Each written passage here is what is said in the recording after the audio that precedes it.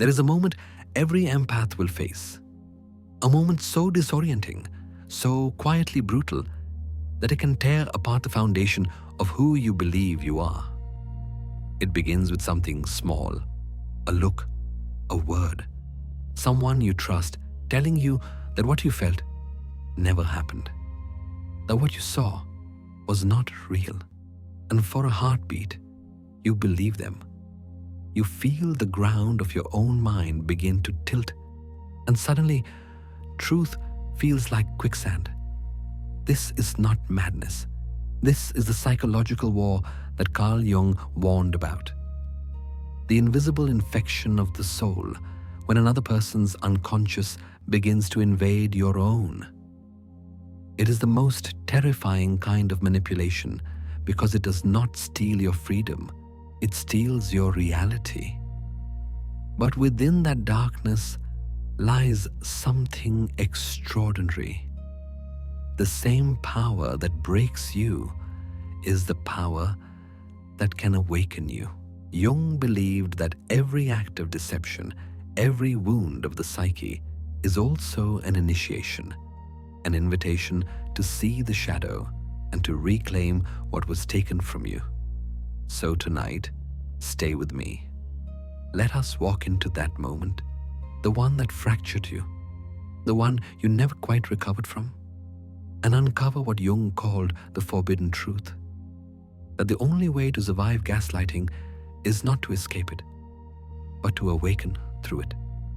Let your body rest. Let your thoughts drift. The night is here to hold you, not to question you. But before you fall asleep, let me ask you something. Have you ever met that look?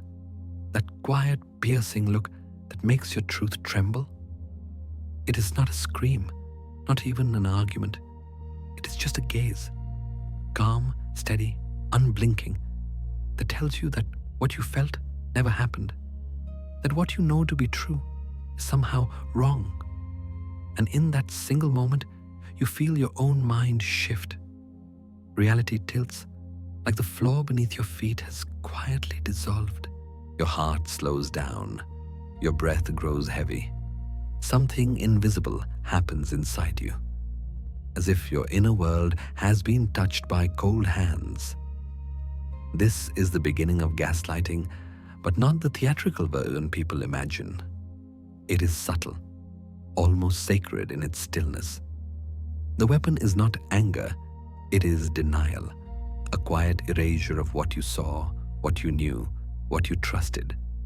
Carl Jung once said, "The greatest danger to our soul is not darkness itself, but becoming possessed by it." And that is what happens here. Not possession in the mystical sense, but in the psychological one. Someone's unconscious energy begins to enter your field. You feel it before you understand it. Their certainty seeps into you like fog through a window left open at night. You tell yourself it is nothing. You tell yourself you are overreacting. But the feeling lingers. It is like standing before a mirror that suddenly refuses to reflect you. The empath, you, are someone who lives by feeling, not by logic. You have spent your life trusting what cannot be seen: tone, rhythm, vibration, energy. It has guided you through rooms, relationships, and storms. You have learned to hear what people do not say. But when someone looks into your eyes and denies what you know, that gift turns against you. It is like a compass that suddenly spins in circles. You cannot tell where north is anymore. In Jungian language, this moment marks the collision of realities. Your inner world meets another's shadow. He called it psychic infection, the process by which one person's unconscious content seeps into another's psyche. It is an invisible invasion. No weapons, no noise, only a slow merging of perception. Imagine a still lake at night. The moon reflects perfectly across its surface, pure, whole, silent. Then someone throws a stone. Ripples spread, the reflection fractures, and though the moon above remains untouched, the water no longer remembers its shape. That is what gaslighting does to consciousness. It does not destroy truth. It distorts your ability to see it. You begin to feel the strange weight of their disbelief pressing against your chest. You try to breathe normally, but each inhale feels heavier. Your body reacts before your mind can reason. The heart slows, as if preparing to protect itself from something it cannot name. Jung wrote that the psyche has its own natural defenses, its own immune system against the unconscious. But in this moment, that system falters, because the invasion does not come from violence, but from intimacy, from someone you know, someone you may even love. You try to explain, to reclaim what was yours, your perception, your truth, but they only look back, calm, unwavering, and repeat, "That's not what happened." And with every repetition, a little more of your certainty fades. The mind can lose its gravity before the body ever falls. It is a truth few understand until they live it. The body still stands, breathes, and moves, but the mind has already begun to drift, weightless, unanchored. You start to question the only thing that ever kept you safe, your own knowing. You see, Jung believed that reality is not merely external. It is co-created by consciousness. When someone denies your perception, they are not just challenging your memory. They are trying to rewrite your universe. The empath, because of their openness, becomes the perfect landscape for this rewriting. Their boundaries are soft, their compassion vast, their desire to understand almost divine. But this same softness becomes a doorway, and through that doorway, another person's shadow walks in. Gaslighting is not only cruelty, it is unconscious projection. Jung called it the shadow mechanism, the act of depositing one's darkness into another. To avoid facing it within oneself, the gaslighter is rarely fully aware. They lie with conviction because they have already lied to themselves. They do not see manipulation. They see survival. But for the empath, this is devastation. You begin to wonder if your empathy itself is broken. You start to mistrust your senses, your feelings, even your memory. You start to feel unsafe inside your own skin. If you have ever experienced that, you know how terrifying it feels. Not because someone betrayed you, but because you begin to betray yourself. You hear your inner voice go silent. You stop defending your truth. You surrender just to make the confusion stop. And yet, somewhere within that silence, something ancient is waiting, a quiet witness. The part of you that has seen every storm and still believes in light. Because even as your reality fractures, consciousness observes. Jung would call this the self, the deepest center of the psyche that cannot be gaslighted, cannot be taken. It waits, like the moon above the lake, untouched by the ripples below. Perhaps that is why, even when your mind feels lost, you still sense a faint pulse of truth deep inside. It does not argue. It does not shout. It only whispers, "This happened. You know it did." So as your body rests tonight, as your breath slows and your thoughts begin to drift, remember this. Even in the moment of denial, even in the look that fractures your certainty, there remains something untouched, something sacred. The world can distort your reflection, but it cannot erase the light that created it. And perhaps that is what Jung truly meant, that the mind can lose its gravity, but the soul never falls. The night is still. The lake within you, once calm and unbroken, now carries small ripples that refuse to fade. The echo of that denying gaze still lingers somewhere in your chest. Quiet, heavy, persistent. You try to shake it off, to tell yourself it was nothing. But something in you has shifted. A thin crack has formed in the mirror of your mind, and through it, uncertainty begins to seep in. You see, this is where it begins, not in chaos, but in stillness. The moment after the denial, when everything looks the same, yet nothing feels the same. You go back to your day, your voice, your reflection, but something about them feels foreign now. The way your own thoughts sound inside your head seems different, as if someone else is whispering from within. Carl Jung once described this as the moment when the darkness moves from without to within. It is what he called psychic infection, when the unconscious content of one person begins to infiltrate another's psyche. It does not announce itself with violence. It moves gently, invisibly, like mist filling an empty room. At first, you do not even notice it. You simply begin to second-guess yourself. You replay the conversation in your mind. Maybe I did misunderstand. Maybe I am too emotional. And as those thoughts settle, your certainty starts to loosen, like soil after a long rain. Jung wrote, "The possession of the mind begins when one's inner ground is no longer one's own." That is precisely what happens here. You start to feel a quiet presence inside you. Not quite your voice, not quite theirs, but something in between. It questions what you know. It tamps down your intuition. It tells you to be reasonable, to not make a scene, to doubt your instincts. You feel the split growing wider. A part of you still remembers what you felt, the truth that rang in your body like a bell. But another part, softer, more afraid, whispers that you could be wrong. And between those two voices, you begin to lose balance. This is the slow birth of doubt. It doesn't feel dramatic. It feels almost kind. It tells you to calm down, to be rational, to see things from their perspective.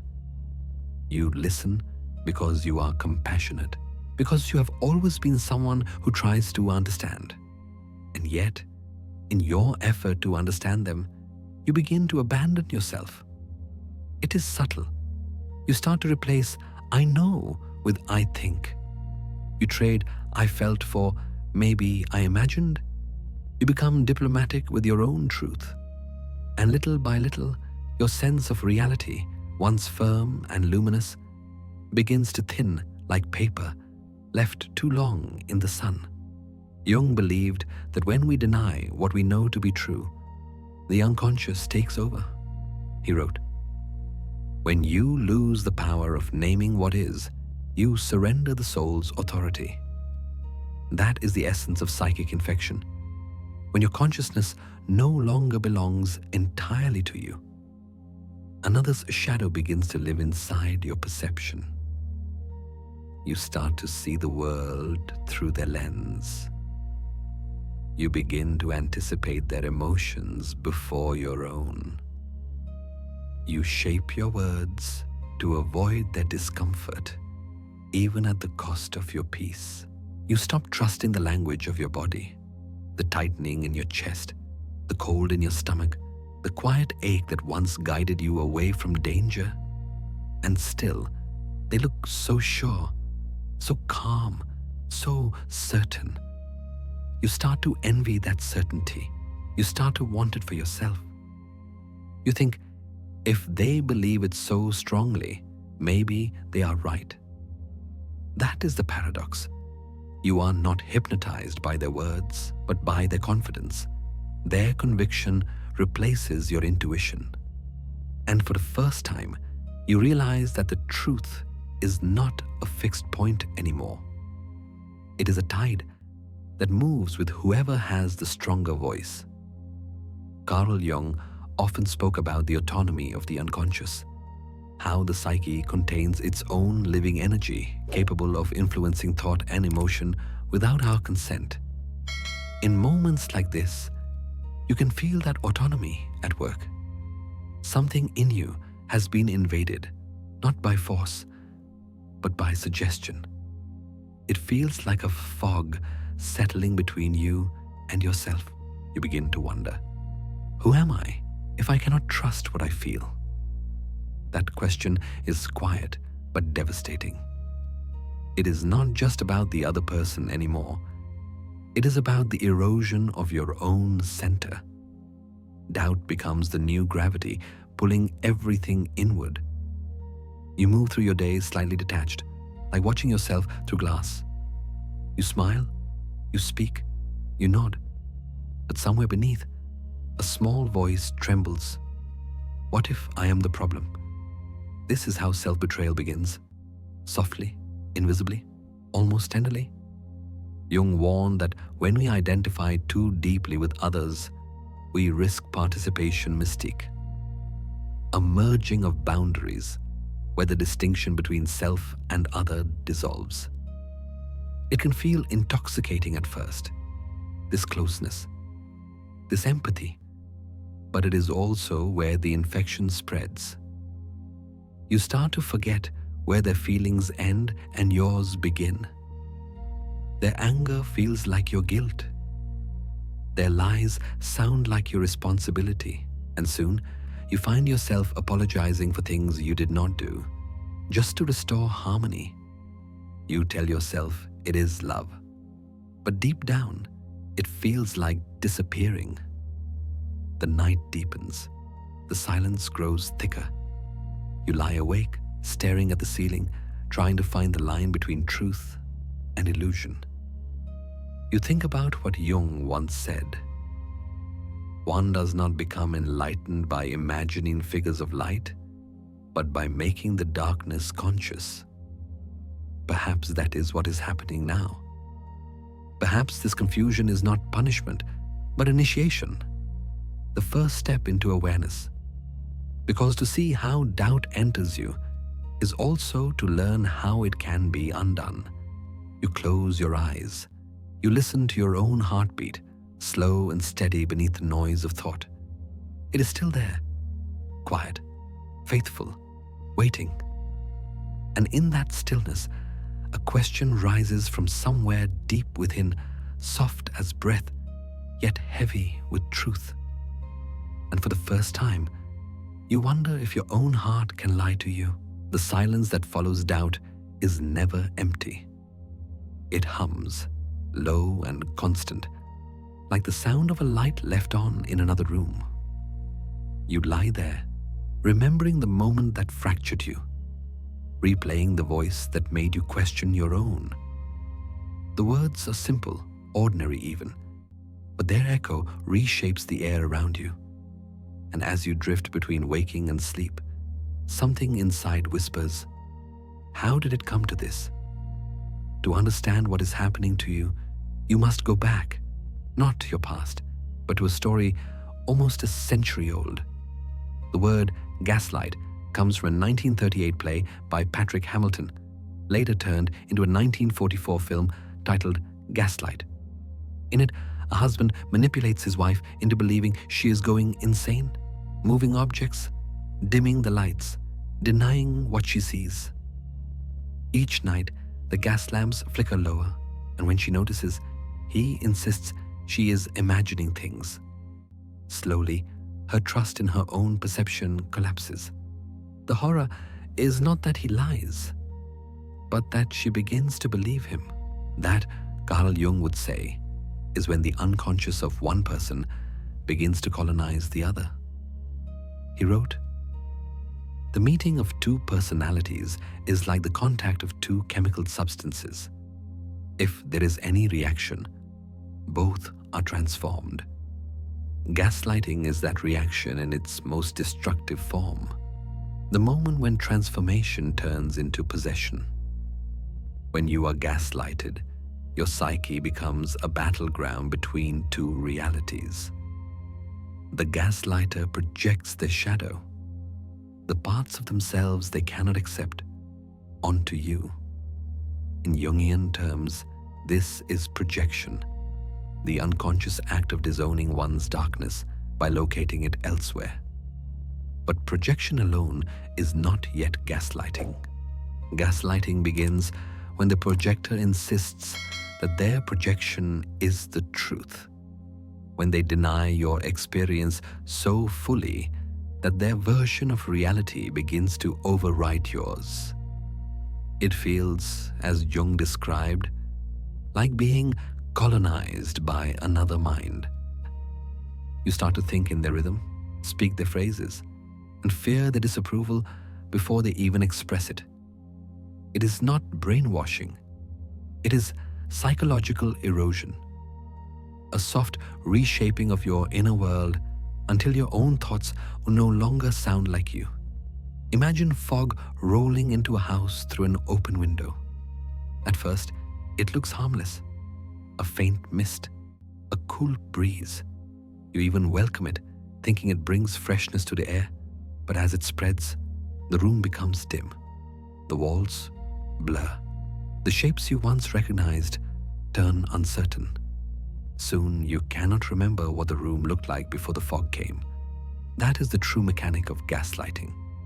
It does not attack. It infiltrates. It does not shout. It whispers. It does not destroy the mind from the outside. It convinces the mind to destroy itself from within. Jung once said, "Until you make the unconscious conscious, it will direct your life and you will call it fate."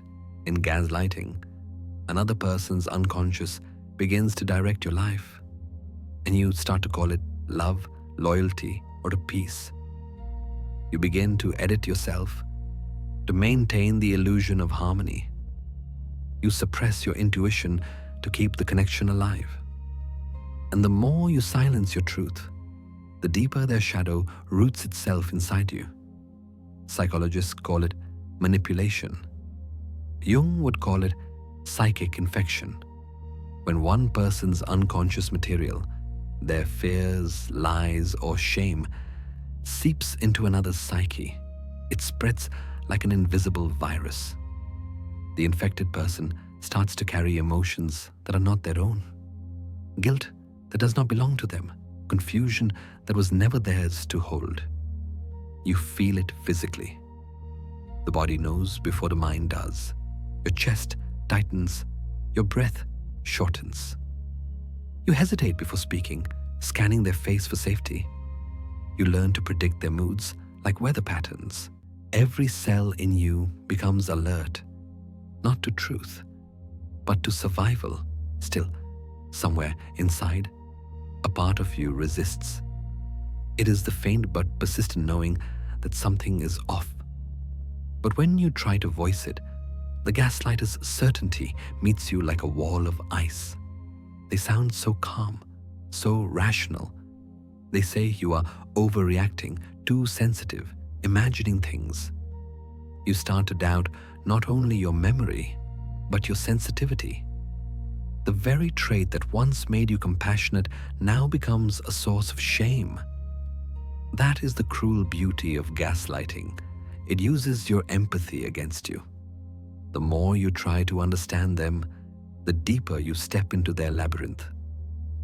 Jung described this phenomenon as the shadow dance, the unconscious interplay between two psyches, where each mirrors the other's darkness.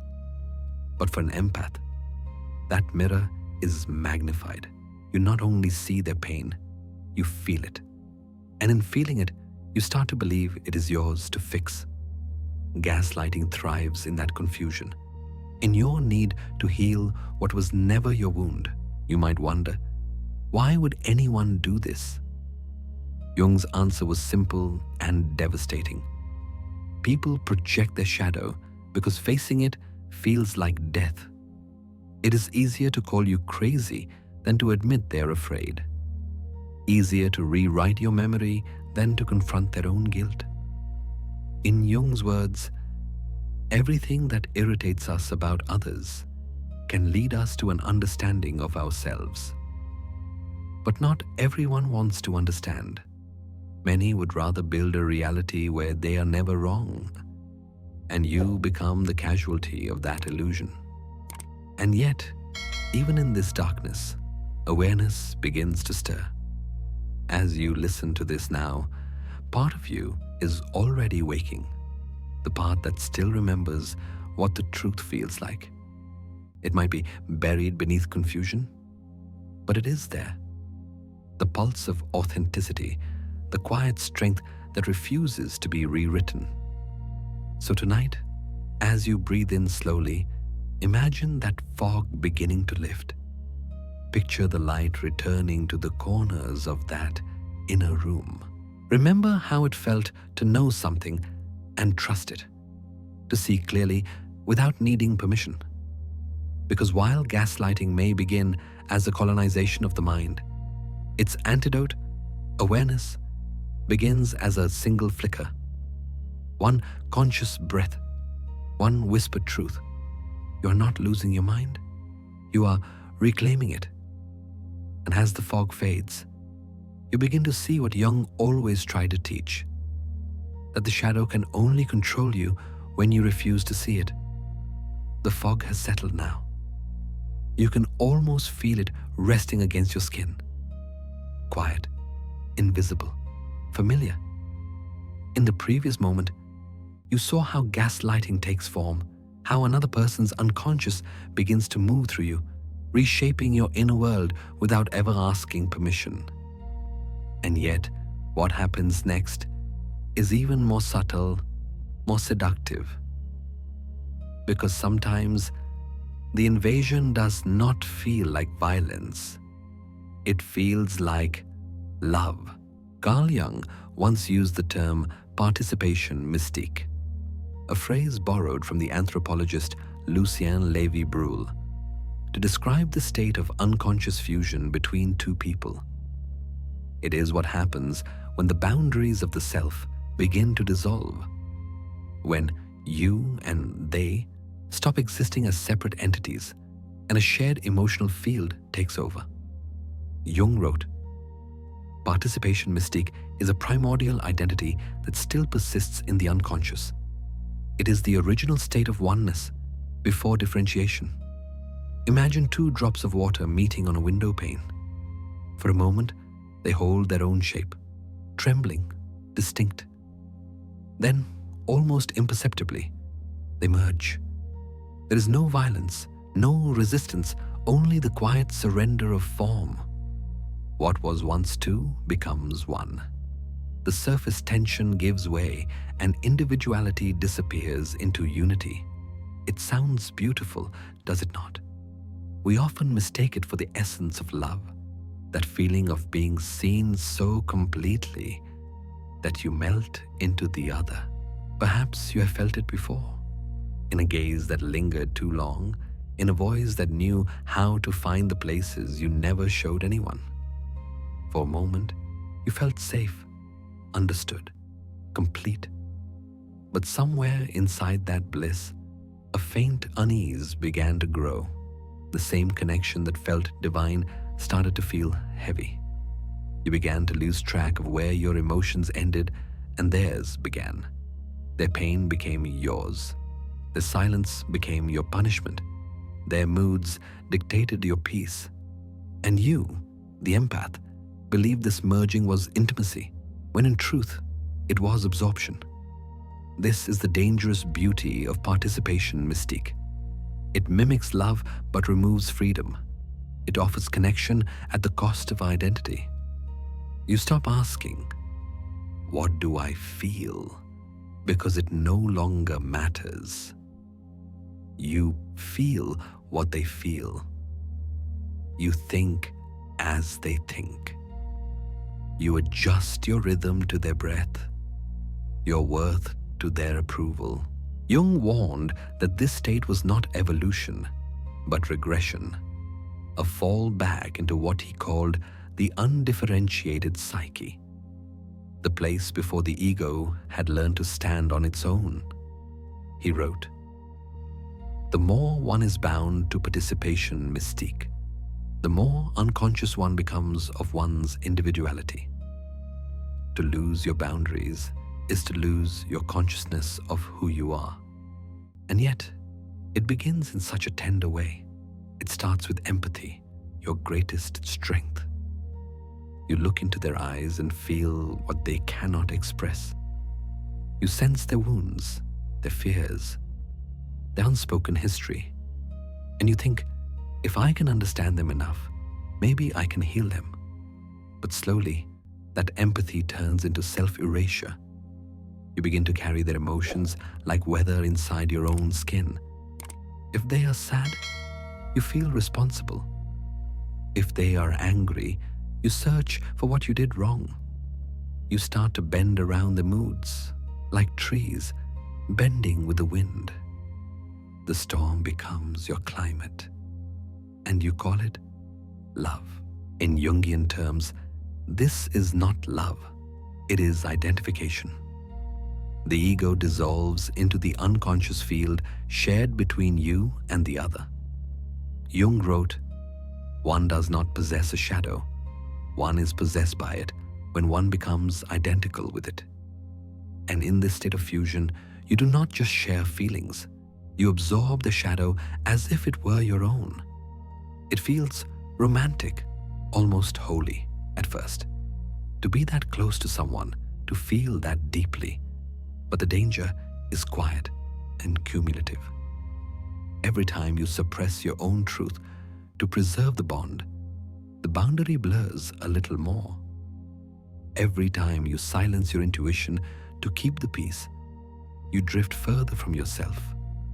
And one day, you wake up and realize you can no longer tell where you end and they begin. This, Jung would say, is the moment the psyche begins to fracture. Because consciousness depends on contrast, on the tension between I and you. When that tension disappears, awareness collapses. You lose not only your sense of self, but also your capacity for clear perception.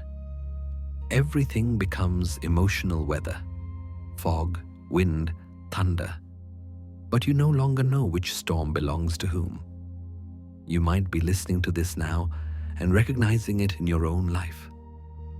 That relationship that felt fated, magnetic, almost spiritual, and yet left you empty. The friend, the lover, the parent whose emotions you carried like they were your own heartbeat. Perhaps you thought it was empathy.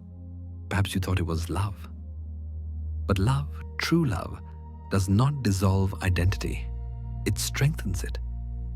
Jung believed that individuation, the process of becoming whole, requires separation before union. He wrote, "The meeting of two personalities is like the contact of two chemical substances. If there is any reaction, both are transformed. Transformation requires two distinct selves. Without boundaries, there is no alchemy, only fusion. To love without borders is divine. To lose your borders is disaster." The line between the two is thinner than you think. So as you rest tonight, breathe slowly. Feel your body where it touches the bed, the quiet weight of your existence. You are here. You are distinct. You have edges, contours, a pulse that belongs only to you. The purpose of love is not to erase them, but to illuminate them, to remind you that connection is not sameness, it is understanding. Empathy, when guided by consciousness, becomes light. Empathy without boundaries becomes shadow.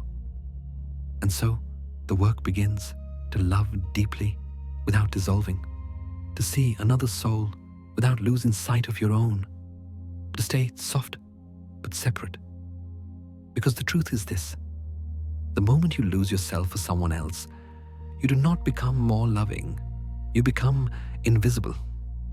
And the journey back from invisibility begins by remembering this simple truth. You are allowed to exist as yourself, even in love. When the boundaries finally blur, When you have poured too much of yourself into someone else's silence, something inside you begins to slip. It is not dramatic. There is no explosion, no visible collapse. It feels more like drifting, like a slow untethering from the ground that once kept you steady. At first, you think you're just tired. You tell yourself that loving deeply always comes with confusion. You think that empathy means losing yourself for the sake of another. But in truth, something far deeper is happening. Something Jung would call the betrayal of the inner compass. Empaths live by intuition. You, perhaps, have always known when someone was lying even before the words left their mouth. You could feel moods before they were spoken. You could sense what others needed long before they asked. It is both a gift and a burden. The ability to read the subtle undercurrents of the human heart. You navigate life not through logic, but through feeling. Feelings are your compass, the soft needle pointing you toward truth. But when you are gaslighted, when another person's unconscious starts to colonize your mind, that compass begins to spin. The very tool that once guided you now becomes the source of your confusion. It is like a sailor who has trusted the stars his entire life, only to wake one night and find that the constellations have shifted. The sky looks the same, but the direction no longer holds. You follow the same instincts, yet every path leads deeper into fog. Your body senses the change first. The rhythm of your heartbeat grows uneven. Each breath feels heavier, as if the air has thickened around you. You lie awake, scanning your thoughts for the certainty you used to have, and find none. It is an ache that does not scream, a quiet tightening beneath the ribs, a weight that seems to whisper, "Something's wrong, but I don't know what." Carl Jung wrote, "Feeling is a kind of perception. It tells us how things are in relation to ourselves." For the empath, that perception is sacred. It is how you know the world. But when you are manipulated, when someone repeatedly tells you that what you feel is false, that sacred function begins to break. You start to mistrust your own emotional intelligence. You question the instincts that once protected you. Each time they deny your truth, it cuts deeper into that trust. Until one day, you'd stop listening altogether. And that is when the compass fails. You look into the mirror, and your reflection feels unfamiliar. You listen to your own voice, and it sounds distant, like hearing yourself through water. You hesitate before every decision, waiting for permission, waiting for validation. The certainty that once came from within now depends entirely on them, their reaction, their tone, their approval. What you trusted most becomes the weapon against you. Those words could have been written for the empath, because gaslighting does not destroy your empathy. It turns it inward. It makes you use your gift as a knife against yourself. You start to analyze your own emotions as if they belong to someone else. You question not only what you feel, but your right to feel it all. You find yourself apologizing for things you did not do. You begin to shrink in conversations, to speak more softly, to choose your words carefully, afraid they might sound too emotional. You tell yourself you are being kind, but what you are really being is erased. In Jungian terms, this is the moment when the feeling function, one of the core aspects of the psyche, becomes contaminated by the shadow. The empath's natural orientation toward connection becomes distorted into submission. The desire to understand others becomes the fear of losing them. You begin to live in two worlds at once: the outer world that tells you everything is fine, and the inner world that whispers, no, it isn't. The tension between them grows unbearable. You start to feel as if you are living a double life, hiding the truth even from yourself. It is not that you have lost your emotions. It is that they have been rewritten. Jung would say that the ego's center of gravity has shifted. It no longer resides in your consciousness, but in another's approval. Your psyche, once your home, has become a foreign country. You try to find your way back. You meditate. You write. You breathe. But each attempt feels hollow, as if you are following a map drawn in disappearing ink. You want to believe that empathy can save you, that feeling deeply is still your strength. But deep down, you sense a terrible irony. The deeper you feel, the more it hurts. And yet, this moment, painful as it is also a turning point, because when your compass fails, you are forced to stop navigating by others. You are left with nothing but the silence within you. It is terrifying, yes, but also sacred, Jung wrote. There is no coming to consciousness without pain. The breakdown of your inner compass is not the end. It is the beginning of awareness. The mind, stripped of false certainty, becomes ready to see what it could not see before. You start to ask new questions, not about them, but about yourself. Why do I give so much? Why do I believe that understanding someone means saving them? Why do I confuse love with absorption? Each question hurts, but each one brings you closer to clarity. And slowly, the heart begins to recalibrate. You start to recognize that your empathy is not broken. It was simply misdirected. That feeling deeply was never the mistake. Forgetting yourself was. So breathe. Feel the weight of your chest rise and fall. Let your body remind you of your own rhythm. Your heart still beats for you, not for them. The compass, though damaged, still exists. It only needs cleansing, a return to what Jung called individuation, the process of becoming whole again, of reclaiming your truth from the fog. And when you finally do, you will see. The gift of the empath was never about reading others. It was about learning to read yourself and to trust that inner knowing once more. Because even when everything else lies, the body remembers. And deep within, beneath the static and the fear, your compass still points home. The compass falters, and suddenly nothing feels certain anymore. You no longer trust the stars that once guided you. Not your intuition, not your memory, not even your own heartbeat. Everything begins to bend, to reflect light in strange directions. And then you look up and find yourself staring into the mirror that lies. It begins innocently. A promise, a plan, a simple agreement. Saturday, they said, and you remember it clearly. You rearranged your day, your week, your energy for it.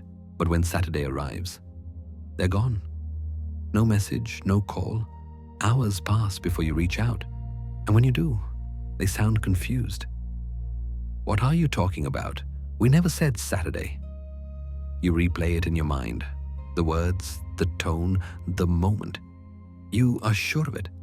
But they seem so calm, so convinced that something inside you trembles. Maybe you misheard. Maybe you imagined it. Maybe you are the problem.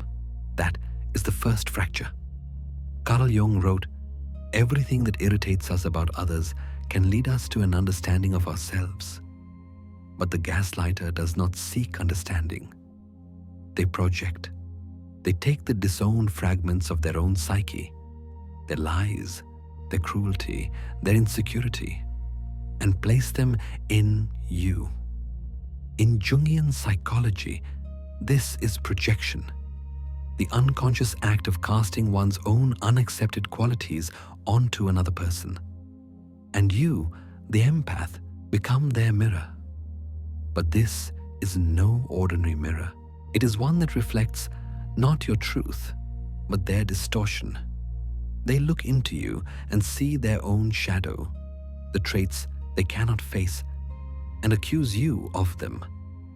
They call you manipulative when they are the one twisting reality. They call you unstable when they are the one unraveling. They say you are too emotional when it is their fear of emotion that drives them.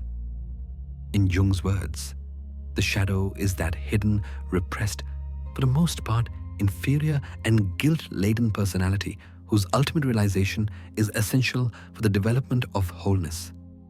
The gaslighter, however, refuses that realization. Instead of integrating their shadow, they export it into you.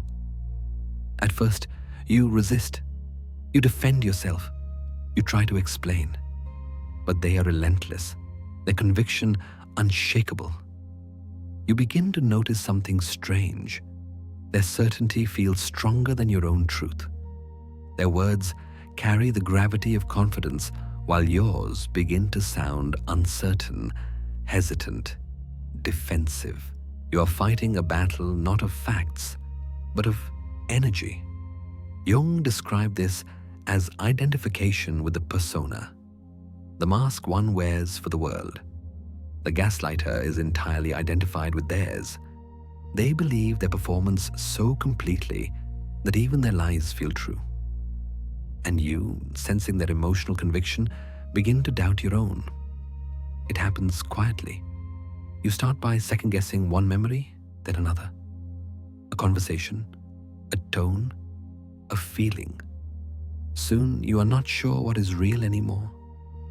Their voice becomes the filter through which you see your life. The moment you begin to believe their certainty more than your own truth, that is the moment your inner reality fractures. It feels like drowning in clear water. You can still see the surface, the light above you, but you cannot reach it. Every time you try to rise, their version of events pulls you back down. That's not what happened. You're remembering wrong. You're being dramatic. You start to apologize more often. You start to explain yourself before you've even been accused. You start to shrink, to speak less, to question more. The gaslighter does not need to cage you. You begin to build the cage yourself. This is what Jung called psychic infection. When another person's unconscious material infiltrates your psyche, spreading confusion like a virus. You begin to hear their voice in your mind, narrating your every thought. You're overreacting. You're too sensitive. You always make things about you. And because that voice now sounds like your own, you believe it. In the soft language of trauma, this is how identity erodes. Not through violence, but through the slow substitution of your inner dialogue with someone else's script. Still, a small part of you resists. You catch flashes of clarity, moments when you remember how it used to feel to trust yourself. The mind flickers between realities, trying to choose which one is safer. The gaslighter's world is painful but familiar. Yours feels fragile, uncertain. So you stay. But every time you surrender your truth for their comfort, the mirror steals a little more of your reflection. You fade, not all at once, but in fragments. A forgotten opinion, a silenced instinct, a memory you no longer defend. Jung might have said that this is what happens when the ego becomes too weak to hold the tension of opposites. The pull between my truth and their truth. When that tension collapses, the self does not vanish. It dissolves into the other. You stop living as an individual consciousness and begin to exist as a reflection of someone else's unconscious. And yet, this pain, unbearable as it feels, carries meaning. Jung believed that the psyche never suffers without purpose. There is no light without shadow, no psychic wholeness without imperfection, he wrote. Perhaps this darkness too is guiding you towards something. The recognition that truth cannot be borrowed. For now, though, all you feel is the ache of self-doubt. The way your heart clenches when they say, "You're imagining things." The way your throat tightens when you realize you no longer know what to say. Empathy becomes exhaustion. Love becomes self-erasure. And in that quiet moment, when their certainty fills the room and yours has nowhere left to stand, you hear it. A faint whisper, almost like breath against glass. You start to fade. When the mirror finally turns dark, when every reflection feels foreign, a strange quiet begins to settle. The gaslighter no longer needs to speak, because their voice now lives inside you. What once came from outside has been internalized. Their words, their tone, their judgment, all echo in your own mind. There comes a day when no one needs to tell you that you are wrong, because you do it yourself. It happens so subtly that you barely notice the shift. The external battle, the arguments, the denial, the confusion fades into silence. But inside, something continues. You correct your own thoughts before they form. You doubt yourself without reason. You apologize even when no one is there. The war no longer requires an opponent. You have become both prisoner and warden. Carl Jung had a word for this phenomenon: complex. He described it as an autonomous cluster of emotions, memories, and associations that operates independently within the psyche. Complexes, he wrote, behave like independent beings. They have their own will, their own logic, their own voice, and once they take root, they no longer need permission to act. This is the inner persecutor, the psychic offspring of the gaslighter's voice, a living fragment of their power, now animated within your own mind. It is not imaginary. It is psychological inheritance. You absorb their energy through constant exposure, and over time, it crystallized into a self-sustaining presence. Imagine your psyche as a house. Once it was spacious, filled with light and quiet corners of safety. But somewhere along the way, an intruder entered. At first, you noticed only small things, a rearranged memory here, a misplaced certainty there. Then, the intruder began to move in. They learned your patterns, mimicked your tone, spoke in a voice almost identical to your own. And one day, when you walk through the hallways of your mind, you realize something horrifying. The house is still yours, but the voice echoing through it is not. You try to locate it, the source of the whisper, but it moves too fast. Sometimes it sounds like caution. Don't say that, you'll sound foolish. Sometimes like protection. Don't trust that feeling, it's probably wrong. And sometimes it simply mocks. You'll never get it right. This voice, Jung would say, has become autonomous. It no longer belongs to you, yet it uses your language. It feeds on your fear. It shapes your identity, and because it comes from within, it feels impossible to resist.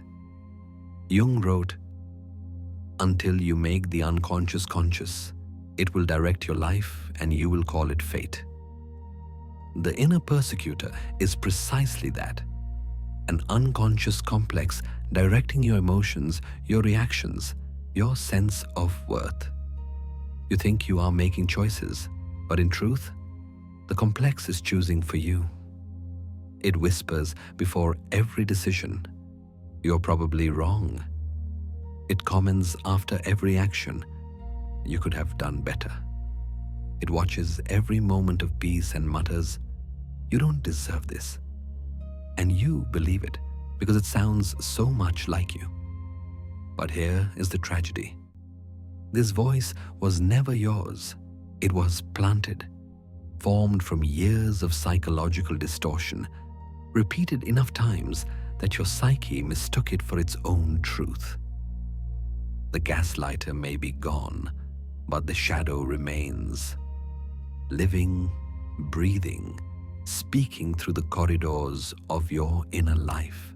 It is the echo of every "you're too sensitive," every "that didn't happen," every "you're imagining things."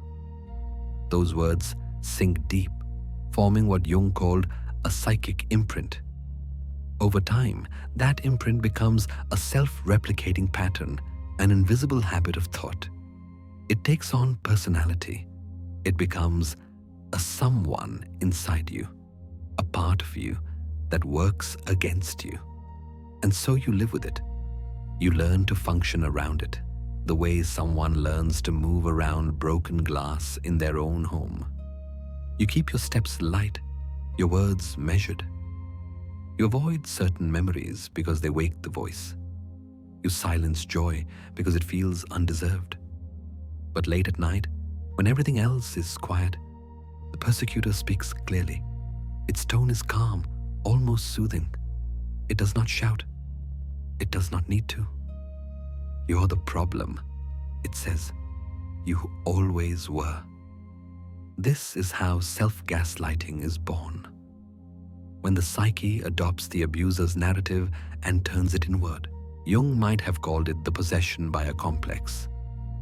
In this state, the conscious ego loses control and the complex becomes a subpersonality. You feel trapped inside your own mind, like an observer watching someone else live your life. Yet Jung also believed that awareness itself is transformative. He wrote, "One does not become enlightened by imagining figures of light, but by making the darkness conscious." The inner persecutor, as cruel as it seems, is not the enemy. It is a fragment of your psyche calling for recognition. You cannot silence it by force, but you can begin to witness it. Each time it speaks, you can pause and say, "That voice is not my truth." Each time it accuses you, you can trace its tone and ask, "Whose voice does this sound like?" In doing so, you begin the slow process Jung called withdrawal of projection. You pull your identity back from the complex that has been masquerading as you. It is not easy. Some nights, the voice grows louder, desperate to keep control. It tells you that you'll never be free, that you'll always be broken. But the truth is quieter, and it waits patiently beneath the noise. You start to notice that between the attacks, there are pauses, brief, fragile silences. In those silences, something real stirs, a gentler voice, softer, more familiar. The voice of your true self. It doesn't argue, it does not defend. It simply says, "You are still here." And maybe that is the beginning of healing. Not the disappearance of the persecutor, but the rediscovery of your own voice beneath it. Because the moment you realize that the intruder speaks in borrowed words, the house of your mind begins to feel like home again. And in that stillness, for the first time in a long time, you breathe. Not the breath of survival, but of quiet recognition. You are not the voice that hurts you. You are the one who hears it. After living for so long under the voice of the inner persecutor, something inside begins to give way. The mind grows weary from constant self-interrogation. The heart, once so open and responsive, feels numb. You are no longer fighting anyone, not even yourself. You are simply falling. In the previous moment, you faced the persecutor, that haunting echo that wore your voice like a mask. But now, the distinction between you and it begins to dissolve. There's no longer an argument, no resistance, no clear boundary at all. Just the slow unraveling of what you thought was you. Carl Jung often wrote about this threshold, the point where the ego, the center of conscious identity, begins to collapse under the pressure of the unconscious. He described the psyche as a dynamic system of opposites, light and dark, known and unknown, conscious and unconscious, held in constant tension. The greater the tension, the greater is the potential, he said. Great energy only comes from a correspondingly great tension of opposites. But when the tension breaks, when one side overwhelms the other, the psyche loses its balance. The ego, too fragile to hold the opposites, falls apart. This is ego weakness, the inability to maintain the line between awareness and shadow. The moment the persecutor becomes too loud, the conscious mind retreats. The self can no longer stand in the middle, where pain and awareness coexist. It gives in to gravity and lets go. And so begins the collapse. It does not look dramatic. You do not scream. You do not shatter in any visible way. You simply begin to disappear from your own experience. Days blur together. Conversations pass through you. You answer when spoken to, but the voice that speaks does not feel like yours. You watch yourself perform life from a distance, as if your body belongs to someone else. Jung would say, this is the moment when the ego has lost its center of gravity. The conscious self can no longer hold the tension of opposites, the pull between truth and illusion, love and fear, self and other. When that balance breaks, you fall not into madness, but into the unconscious itself. There is a particular kind of silence here. It is not peaceful yet, not the kind of silence that soothes. It is the silence of suspension, like being underwater, where sound moves slowly and even your heartbeat feels muffled. You are aware, but detached. You feel emotions, but as distant weather. You might tell yourself, I am fine. But deep down, you know something essential has gone missing. The I that once observed, decided, and acted with clarity no longer feels real. You are adrift. This is the psychic freefall, the stage of inner descent Jung often referred to as the night sea journey. He described it as a necessary passage in the process of individuation, the breaking down of the old self to make room for the new. But in the midst of it, all you can feel is loss. It is the moment when the mind no longer knows which thoughts belong to you and which belong to the shadow. You start to speak, and halfway through a sentence, you forget why. You reach for meaning, but your hands close on air. Even your emotions blur together. Sadness, fear, anger, guilt, until they merge into one long ache, impossible to name. What am I? You whisper into the dark, but the question echoes back unanswered.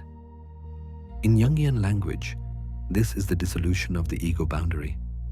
It is not insanity, though it may feel like it. It is the psyche's attempt to restore balance through surrender. The conscious self has carried too much, resisted too long, and now it yields. Jung wrote, "There is no coming to consciousness without pain." The ego resists this collapse because it feels like death. And in a way, it is. Not physical death, but the death of illusion. The death of the false self that believed it could control everything. As the old structures crumble, you may find yourself entering moments of profound stillness. You stop analyzing, Stop defending, stop trying to understand. The need to fix or prove fades, replaced by a quiet emptiness. And it is here, in this emptiness, that healing begins to take shape, though you cannot see it yet. The collapse of self is not destruction, it is transformation in disguise. Jung called this process enantiodromia, the reversal into the opposite. When the light collapses, the darkness moves in to restore equilibrium. When certainty dissolves, humility awakens. When identity breaks apart, truth slips through the cracks. It is terrifying to lose your boundaries, to not know where I ends and the world begins.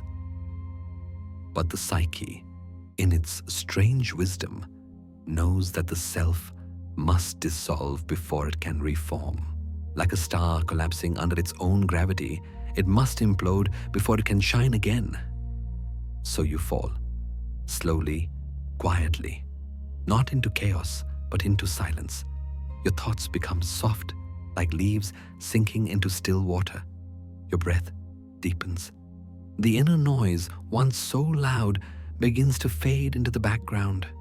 The persecutor's voice loses its sharpness, becoming more like an echo of a dream you can barely recall. For the first time in a long time, you do not fight.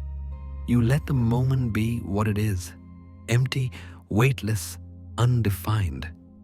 Jung once reflected on his own descent into the unconscious and wrote, "I had to let myself fall into what I had previously feared most. You, too, must fall, not as surrender to despair, but as an act of trust in your own psyche. The fall is not the end of awareness, it is the widening of it. You are not losing yourself. You are losing the illusion of who you thought you were. And somewhere beneath the falling, beneath the layers of noise and memory, the deeper self, what Jung called the imago Dei, the divine image within, waits. It does not rush to rescue you because it knows that silence is sacred. It knows that only when the false self collapses can the true one emerge. So breathe. Let your chest rise and fall. Let the weight of the day drift from your shoulders. The storm has already passed. What remains is the echo. And as the final thought dissolves, let this truth settle softly in your mind. You are not the collapse. You are the space that holds it. And so you fall, not into madness, but into silence. Let it be quiet now. After the fall, there is quiet. Not peace, not yet, but stillness. You lie inside it like someone waking before dawn, unsure whether the light you see is real or imagined. The air feels different. The storm of self-doubt has exhausted itself, and in its wake, there is only a faint sense of possibility, as if something deep within is whispering, "It's time." When you name what happened, the spell begins to break. It starts softly, almost imperceptibly. You are not trying to heal yet. You are only beginning to see. The collapse of self, painful as it was, cleared the space. Now, the truth begins to surface. It comes slowly, in fragments. Memories you buried, words you once excused, feelings you told yourself were too small to matter. But they do matter. Every detail you denied has been waiting patiently for this moment, the moment you choose to name it. Carl Jung wrote, "One doesn't become enlightened by imagining figures of light, but by making the darkness conscious." This is the heart of the work, making the unconscious conscious. For years, you carried the shadow of another's manipulation, their denial, their lies. You held their darkness so long it became your own reflection. But now, for the first time, You turn toward it. You look it in the eye and speak its name. I was gaslighted. The words feel heavy at first, strange, almost forbidden. But as they leave your lips, something inside you shifts. Naming it does not make you weak. It makes you real again. Each word becomes a small light, flickering down the hallway of your memory, illuminating what was once hidden in shadow. Imagine your mind as a long corridor. The walls are lined with closed doors. Behind each one, a piece of the past you've tried not to remember. Every time you speak the truth aloud, a candle lights up. The darkness thins. The hall becomes less frightening. And for the first time, you realize the monsters you feared were never demons. They were just forgotten memories, waiting for acknowledgement. You see, naming the shadow does not create it. It reveals it. Jung taught that the shadow is everything in ourselves that we refuse to acknowledge. It is the rejected truth, the pain, the shame, the suppressed anger, the vulnerability. But the shadow is not evil. It is simply unloved. When you deny it, it grows stronger. When you name it, it begins to dissolve. So tonight, you whisper the truth, gently, as if speaking to a frightened child. Yes, it happened. Yes, I doubted myself. Yes, I believed their lies. And yes, I am still here. Each admission feels like a small rebellion against the silence that held you captive. Every sentence breaks the hypnosis of gaslighting, the spell that told you your reality was false. Because this is how gaslighting works. It feeds on silence and confusion. It survives as long as you remain afraid to name it. The moment you do, it loses power. Jung called this withdrawal of projection, the act of taking back what you have unknowingly given away. When you name the truth, you reclaim ownership of your mind. At first, you may tremble. The words might feel dangerous. You might wonder if speaking them will make the pain real again. But the truth is already real. It has always been real. You are simply choosing to stop pretending otherwise.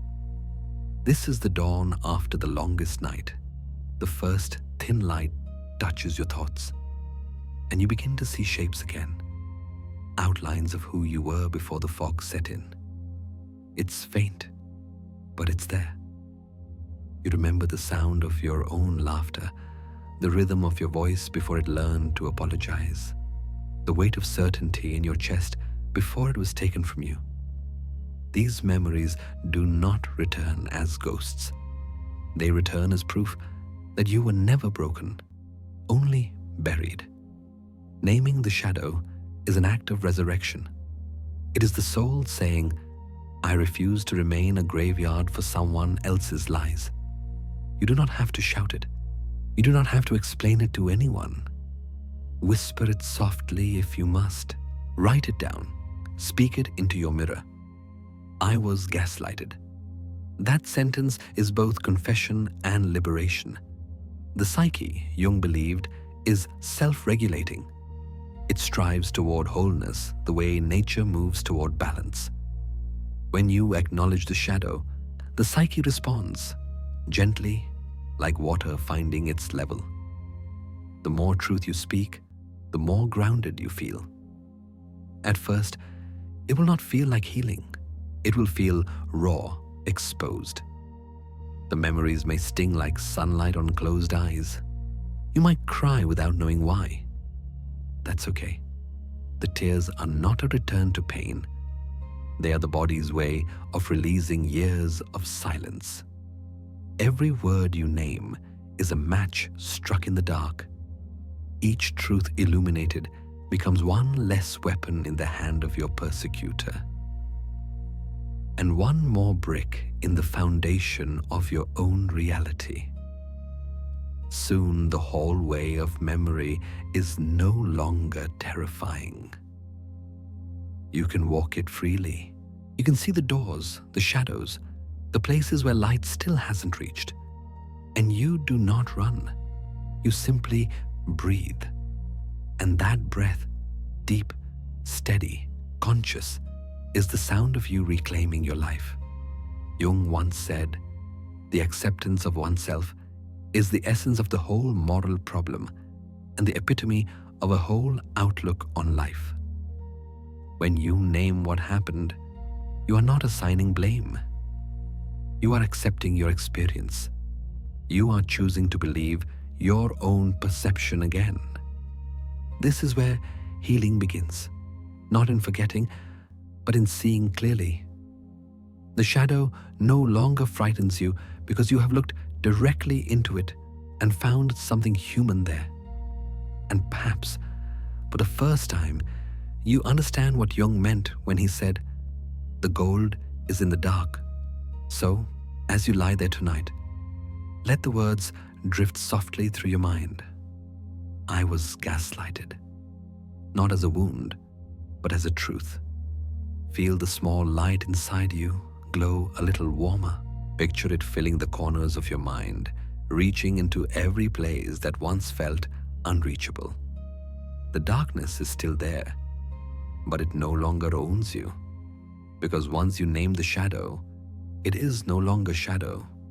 It becomes light. After naming the shadow, the silence feels different. It no longer suffocates, it listens. The room of your mind, once filled with ghosts, now holds echoes of your own voice returning to you. You are not whole yet, but something has shifted. You have stopped running. You have turned toward yourself. And yet, even as you begin to see the truth, there is a trembling underneath, a fear that your reality might still slip away. You've been here before, a moment of clarity followed by doubt.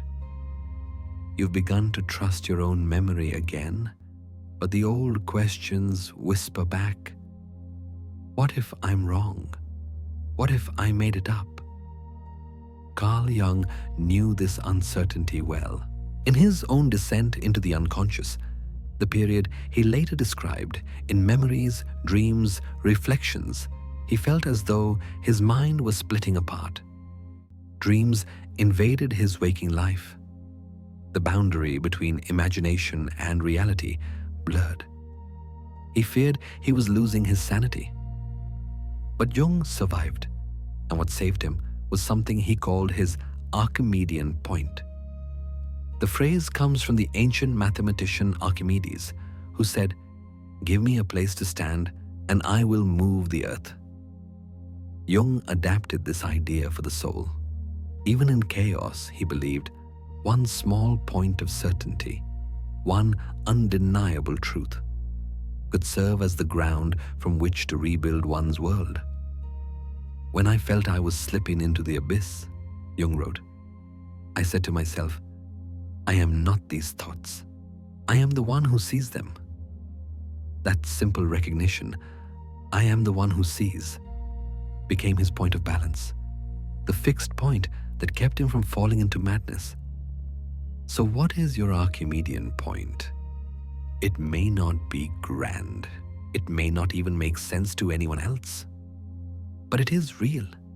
It might be a single memory that no one can take from you. A photograph, a sound, the truth of something you know happened, even if others denied it. Or maybe it is simply the quiet awareness right now that you are breathing, that your body belongs to you, that you exist. That is enough. For someone who has been gaslighted, this small truth is not small at all. It is revolutionary, because gaslighting works by dissolving your foundation, by convincing you that nothing inside you can be trusted.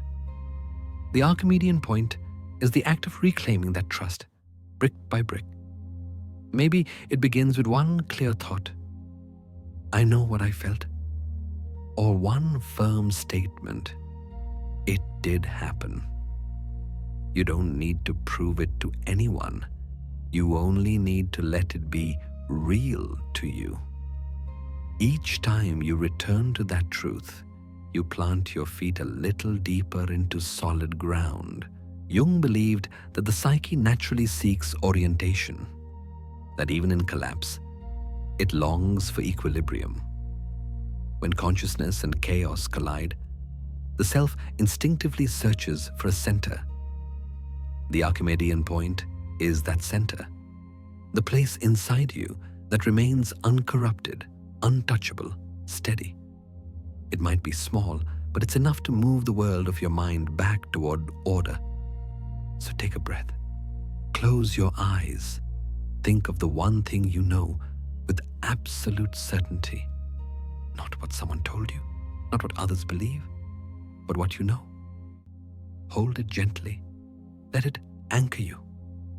Maybe it's a memory of laughter, the way sunlight felt on your face one ordinary morning, long before all this began. Maybe it's the sound of your own voice saying, "No, I remember."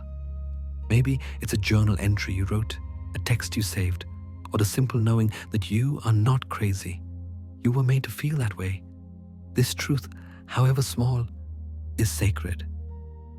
It's your proof that your mind still belongs to you. Jung once wrote, "The foundation of all mental illness is the avoidance of true suffering." To face the truth, even when it hurts, is to end the avoidance. It's to suffer consciously, and in that suffering, to heal. The Archimedean point does not remove the pain. It simply gives you somewhere to stand while you endure it. Think of it as a candle in a storm. The wind may howl, the walls may shake, but as long as that flame remains, you are not lost. At first, you might return to it only for seconds at a time. The mind will wander. The old inner persecutor will whisper again. But each time you find your way back, it gets easier. The light grows stronger. The room of your psyche becomes less a battlefield, more a sanctuary. Over time, the Archimedean point expands.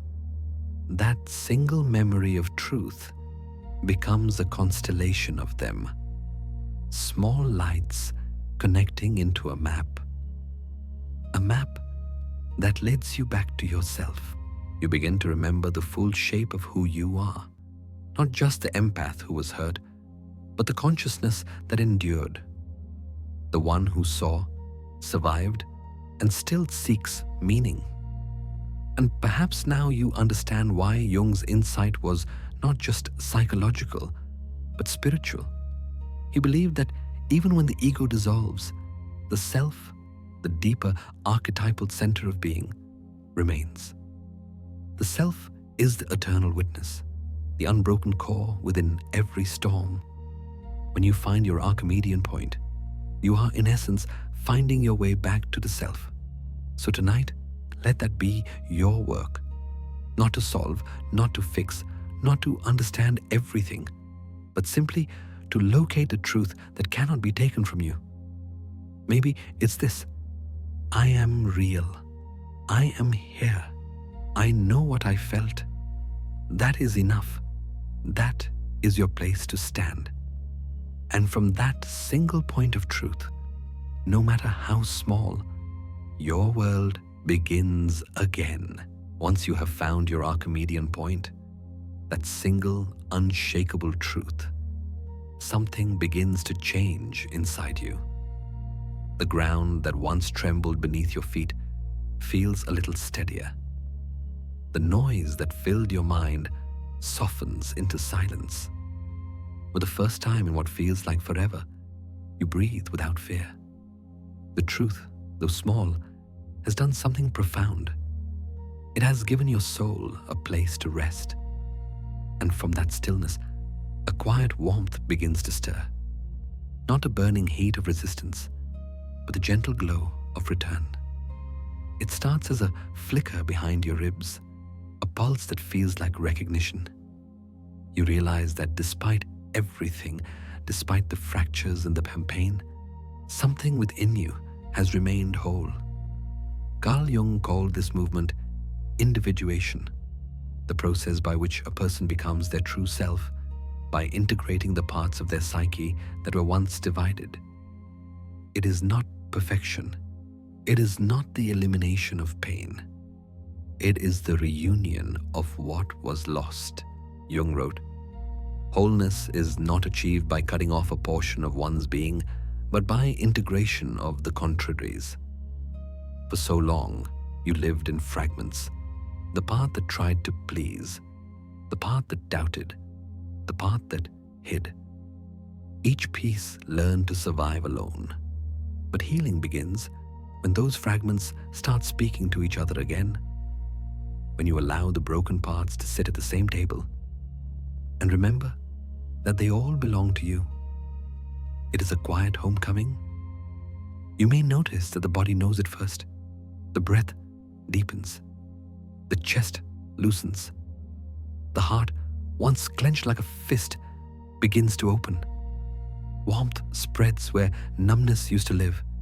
It feels fragile, like the first light of morning after a long night, the kind that does not arrive all at once, but leaks gently through the cracks. That's how light always enters, through what was once broken. You begin to understand that the cracks in you were never proof of failure. They were pathways for illumination. The light was never gone. It was simply waiting for you to stop holding yourself apart. Jung believed that individuation was the soul's natural direction, that every life, whether conscious of it or not, seeks integration. The privilege of a lifetime, he said, is to become who you truly are. And now, standing in the quiet after the storm, you begin to feel what that means. The self you thought was shattered begins to take form again, but differently. It is softer, more honest, more real. You are no longer chasing perfection. You are learning to hold contradiction, to love the part of you that is strong and the part that still trembles, to accept the mind that doubts and the heart that forgives. The empath in you who once absorbed everyone else's pain begins to transform. You start to realize that empathy, when grounded in awareness, becomes strength. You no longer dissolve into others. You meet them from wholeness. You can feel their suffering without losing yourself inside it. That is what integration looks like. Not detachment, but presence with boundaries. It is strange, this sense of returning to yourself. You notice small things first. The rhythm of your breath, the color of the sky, the way sunlight moves across your hands. The world looks the same, yet different, clearer, quieter, more alive. It is as if reality itself is exhaling after holding its breath for too long. And in that moment, you remember Jung's words, "You are what you choose to become." For years, your choices were shaped by fear. Fear of rejection, fear of being wrong, fear of being too much. But now, you begin to choose from awareness, to choose not who you were told to be, but who you feel yourself becoming. Each conscious choice, no matter how small, becomes an act of self-creation. This is not the sudden enlightenment of fairy tales. It is subtle, like the slow mending of fabric under careful hands. The pieces of you begin to weave together again, thread by thread. You may still hear the voice of the persecutor sometimes, faint but lingering. You may still feel the ache of old wounds, but now they no longer define you. They are simply part of your story, the darker strokes that give the whole painting its depth. Healing, Jung said, is not linear. It is cyclical. Waves that come and go, drawing you inward again and again until you learn to stand in the center of the tide. Each time you return, you bring with you a little more compassion, a little more patience, a little more understanding of what it means to be human. You begin to realize that wholeness is not about never breaking again. It is about knowing you can, and knowing that even if you do, you will find your way back. There is a calm power in that realization, a quiet self-trust that no gaslighter, no lie, no shadow can erase. The light that seeps through the cracks of your being begins to fill the room. It reflects off every surface, illuminating even the corners you once feared to look at. You are not who you were before the pain. And that is the point. You are becoming something larger, more spacious, more real. And perhaps this is what Jung meant when he wrote, "In all chaos, there is a cosmos. In all disorder, a secret order." The chaos you lived through was never meaningless. It was the forge that made you conscious. It taught you how to see, how to feel, how to hold complexity without losing balance. Now, as you sit in the soft light of your own becoming, notice the warmth returning to your chest. Feel it radiate outward, filling your body with quiet strength. This is what wholeness feels like. Not the absence of pain, but the presence of truth. You no longer need to fix yourself. You only need to continue unfolding. The cracks are still there, but they no longer frighten you. They're proof that you have lived, that you have felt deeply, that you have survived. And now, through those very cracks, the light pours in. First in small streams, then in waves, until it fills everything. You sit quietly, bathed in that light. The world feels softer now, more forgiving. You do not rush to name it or understand it. You simply breathe. The journey from fragment to wholeness is not about becoming new. It is about remembering what was always there. The self beneath the noise, the truth beneath the fear, the light beneath the shadow. And in this gentle, luminous moment, you understand you are what you choose to become, and you have chosen to return to yourself. Healing does not arrive like a sunrise. It comes slowly, like the soft return of light through fog, gradual, almost imperceptible, until you realize the darkness has thinned. In the previous moment, you found wholeness, the quiet acceptance that the cracks in you are not failures, but openings. Now, something even deeper begins, the transformation of pain into wisdom. Carl Jung called this transformation the wounded healer archetype, the paradox that those who have suffered deeply often become the ones most capable of helping others. The wound, he believed, is not something to erase, but something to understand. Only the wounded physician heals, he wrote, meaning that true compassion does not arise from perfection, but from experience. You have walked through the fire of self-doubt, and because of that, you can now stand in front of someone else's pain without fear. You no longer flinch when you see suffering in others, because you recognize it. You know its shape, its temperature, its silence. You can see the pain others hide, because you have met your own. That is the gift of the wound. You begin to notice it quietly in daily life. Someone speaks with trembling anger, and instead of reacting, you feel a strange tenderness. A friend withdraws into silence, and you do not rush to fill it. You sit beside them, remembering what it felt like when silence was your only refuge. You no longer need to fix or rescue or prove. You simply understand. This is empathy transformed. No longer the desperate absorption of another's suffering, but the calm recognition of shared humanity. You can hold space without drowning, You can listen without losing yourself. That balance is sacred. Once your empathy was your undoing. You absorbed the emotions of others until you forgot your own. You blurred boundaries because you mistook self-erasure for love. But through the long process of individuation, you have learned the difference between connection and merging. Jung taught that the self must remain distinct to be whole. To help another soul, you must first know where you end and they begin. Now, you give from overflow, not depletion. You help not because you crave validation, but because your heart has room. Your wound no longer bleeds, it breathes. It's a quiet kind of power, the kind that does not announce itself, but is felt.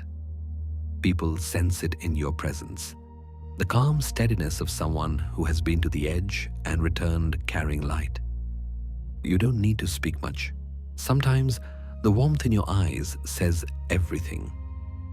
Jung believed that healing is not the end of suffering, but the integration of it. Healing does not mean you forget. It means you remember differently. The memories remain, but their weight changes. They stop pulling you backward and begin guiding you forward. You no longer ask, "Why did this happen to me?" Instead, you ask, "What did this teach me about being alive?" And slowly, your answer unfolds. Pain taught you empathy, loss taught you presence, and betrayal taught you boundaries. The same darkness that once threatened to destroy you has become your teacher. You begin to see that your story has meaning, not in spite of the wound, but because of it. There is a warmth in that realization, like a candle lighting inside the chest. You feel it expanding, radiating outward. You start to forgive, not as a moral gesture, but as a natural response to freedom. You understand now that forgiveness is not forgetting. It is releasing the hold of the past over your heart. You might even look back at the one who gaslighted you, not to justify what they did, but to see them clearly. You recognize that they, too, were acting from their own unconscious shadow, their own unhealed pain. Jung once wrote, "Knowing your own darkness is the best method for dealing with the darknesses of other people." That awareness does not excuse their behavior, but it prevents it from owning you. The wound no longer defines you. It refines you. Your empathy becomes discernment. Your sensitivity becomes wisdom. You begin to understand how to help without disappearing, how to give without emptying yourself. When someone confides in you now, you listen with presence, not pity. You do not carry their emotions home because you have learned that real compassion respects both the other and the self. You can say no softly, without guilt, knowing that boundaries are not walls. They are the framework of love. And in your quiet presence, others begin to feel safe. They open up in ways they never could before. They sense that you are not afraid of their pain because you have already made peace with your own. That is how healing ripples outward, not through words, but through being. You are living proof that transformation is possible. The same heart that once broke from too much feeling has now become the vessel through which understanding flows. You have turned the very thing that wounded you into the bridge that connects you to others. This is what Jung meant when he spoke of transcendence, the movement from suffering into meaning, from fragmentation into unity. The opposites within you, light and dark, love and pain, past and present, are no longer enemies. They coexist in harmony. You have learned to carry both the wound and the wisdom it gave you. As night deepens, you may think of your journey, the denial, the collapse, the rediscovery, the naming, the healing. Every stage brought you closer, not to perfection, but to authenticity. And now, in this soft silence, you realize that you have become what Jung called the self, the full expression of the human spirit, capable of holding all its contradictions with grace. So take a slow breath. Feel the warmth in your chest. It is the light that once leaked through the cracks, now filling you entirely. You are no longer defined by what hurt you. You are defined by what you chose to become through it. And perhaps this is the greatest truth of all. The wound was never meant to destroy you. It was meant to open you to life, to depth, to love. You smiled softly to yourself, not with triumph, but with quiet understanding. Healing does not mean you forget. It means you remember differently. The night has grown quiet. The echoes of the past, the confusion, the collapse, the search, the healing have softened into stillness. You are no longer chasing answers or wrestling shadows. You are simply here, breathing, present, whole. After the long journey through darkness and fire, there comes a moment that cannot be forced. A moment when striving ends and being begins. It feels almost unfamiliar at first, this absence of struggle. Your body, accustomed to tension, almost doesn't know how to rest. But slowly, as you exhale, the truth settles in. The storm is over. You are no longer the empath who broke or the seeker who suffered. You are the one who remained through it all. The one who learned to see beauty in the cracks and meaning in the silence. Carl Jung once wrote, "The most terrifying thing is to accept oneself completely." Terrifying because acceptance means facing everything you once turned away from. The guilt, the anger, the fear, the longing. It means saying yes to the entire landscape of who you are, not just the parts that shine. And yet, as you sit in the stillness, you begin to see that acceptance is not terrifying at all. It is liberation. It begins with a single breath, deep, slow, conscious. You feel your chest rise, then fall, and with it, something inside you loosens. The mind, so long a battlefield, begins to quiet. The inner voices that once argued, "Am I enough? Did I do enough? Should I have known better?" fade into silence. There is nothing left to prove, nothing left to defend. You are no longer trying to be good or right or healed. You are simply allowing yourself to exist as you are in this moment. Acceptance, Jung believed, is the final movement of individuation, the point where the ego no longer resists the self.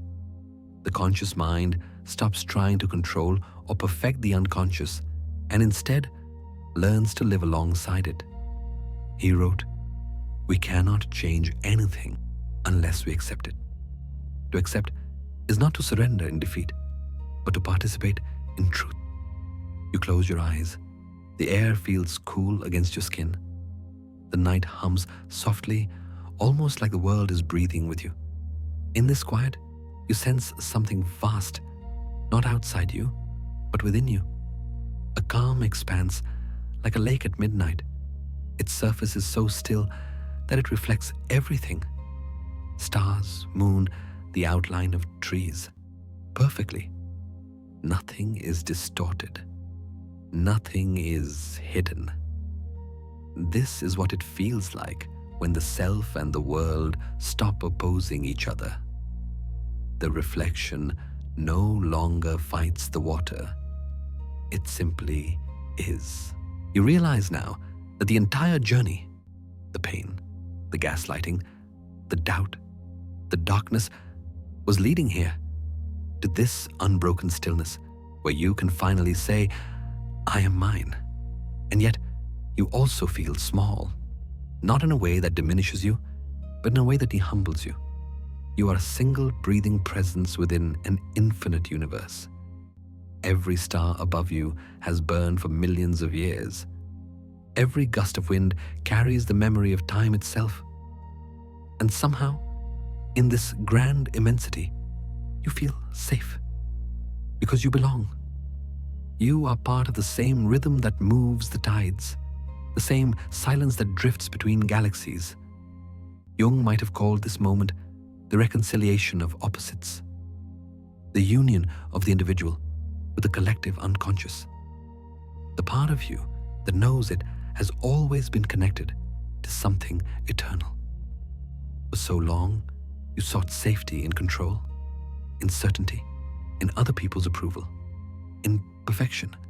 But true safety, you realize now, was never about control. It was about acceptance, the willingness to rest inside the mystery without demanding an answer. You let your breath deepen again. Each inhale feels like a quiet arrival. Each exhale feels like release. The old fears may still linger at the edges of your mind, but they no longer have power. You see them, you acknowledge them, and you let them pass, like clouds drifting across a calm sky. You do not need to chase them away, because you have learned that peace is not the absence of darkness, but the ability to hold it without fear.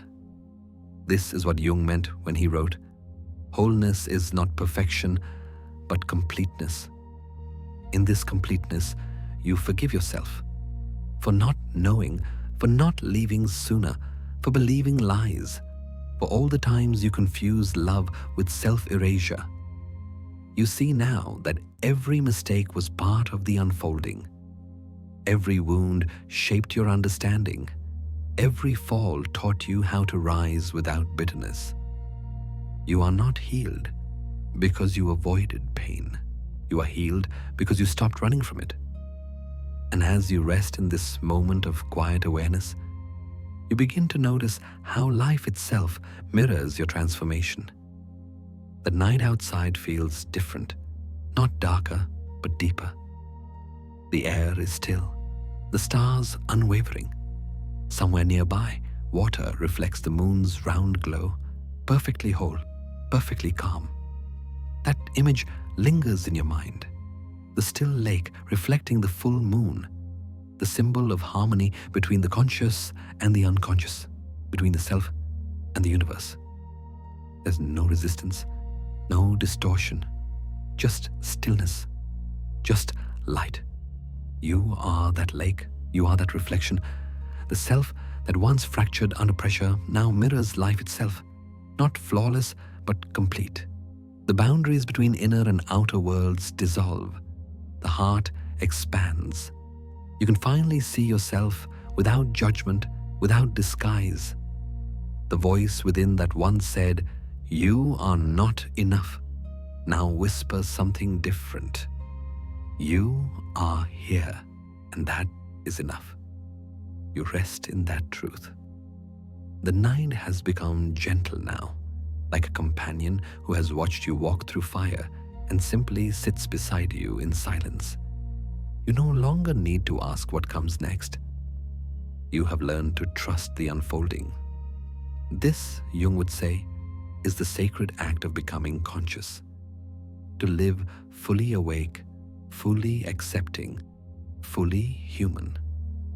So, as you lie back and let the rhythm of your breath merge with the rhythm of the world, remember this. Acceptance is not the end of the journey. It is the threshold of peace. Let your body rest. Let your thoughts drift. The lake is still. The moon is whole. And you are finally at home within yourself. The lake is still. The moon above it glows softly, round, silent, complete. You sit beside it, the night wrapping around you like a blanket. The reflection on the water no longer trembles. The world and the self have stopped struggling against each other. There is no longer a you watching the lake and a world being watched, only stillness, mirrored infinitely. This is where acceptance becomes something more, something quieter, deeper, sacred. The tension of opposites that once tore you apart now feels like breath, expanding and contracting, holding and releasing. You have come to understand what Jung meant when he said, "There is no coming to consciousness without pain." But now, the pain has served its purpose. It has brought you here, to peace. Your breathing slows. The music fades to a soft hum, like air moving through trees. There's nothing to do now but rest. And in this final moment, a question arises, not as thought, but as a whisper from the soul itself. What would change in your life if you trusted yourself completely? The words float in your mind like feathers, light and unhurried. You do not need to answer. The question itself is enough. It lingers, reshaping something inside you. Trust. That is the final lesson of the journey. You see now that self-trust is not a single act. It is a rhythm, a pulse, a returning. It is the quiet assurance that even when you forget, when you doubt, when you fall, there is something inside you that knows how to begin again. That has always known. Jung believed that life's meaning was not found in arrival, but in becoming.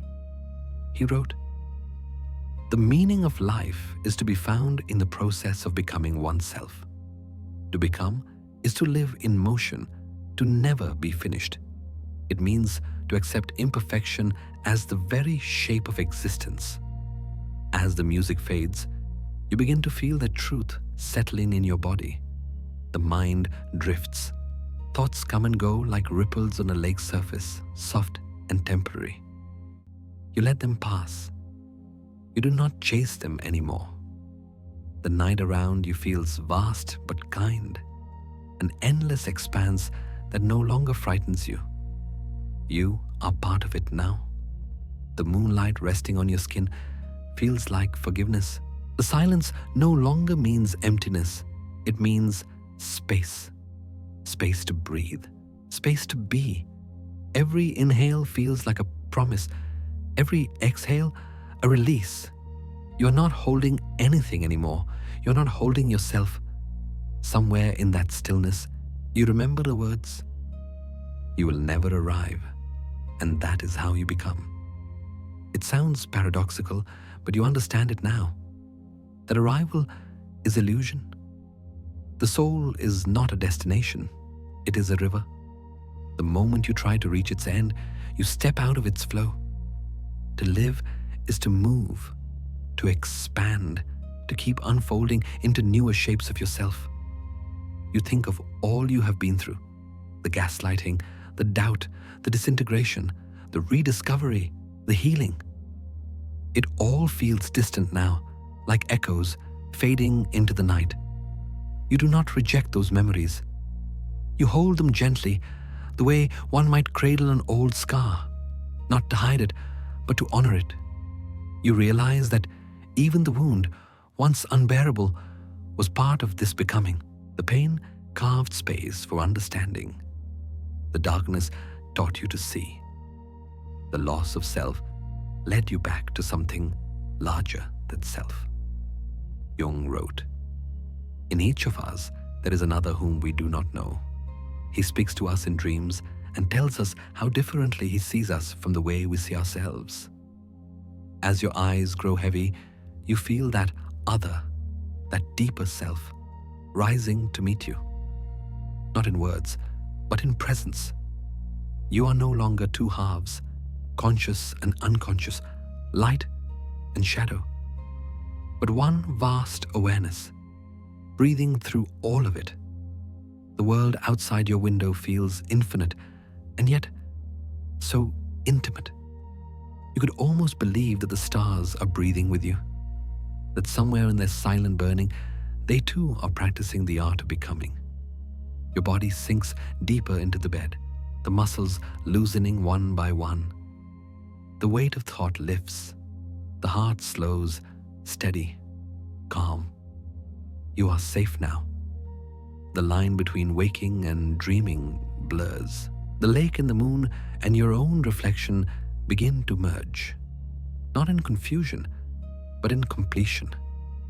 You no longer need to distinguish between what is real and what is imagined. The psyche knows both are true.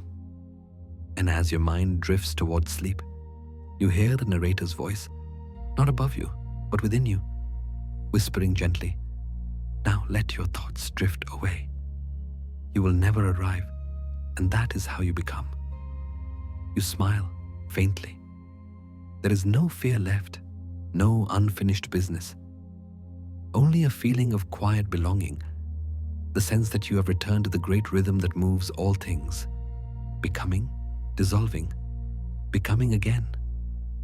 Outside, the lake remains perfectly still. The moon reflects itself endlessly, circle within circle. No beginning, no end. And as your eyes close, that image becomes your last waking vision. The still lake, the full moon, the self and the world at peace. The voice returns once more, barely louder than a breath. Soft, certain, kind. Good night, my friend. The music fades. The world falls silent. And you drift into the sleep of becoming. The story ends where silence becomes its own kind of language. You have walked through every shade of the human soul, through denial, collapse, rediscovery, and light. And now there's nothing left to chase, only stillness. The lake within you is calm again. The moon hangs whole above it, its reflection unbroken. You are no longer searching for meaning in others or waiting for proof that you are enough. You have learned that peace does not come from understanding everything. It comes from trusting yourself completely. The world will still shift. Shadows will still return.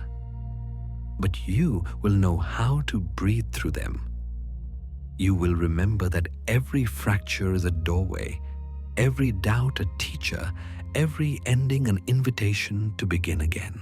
So as your body softens into rest, let the thoughts that once kept you awake drift into the distance. Let them dissolve like mist over the water.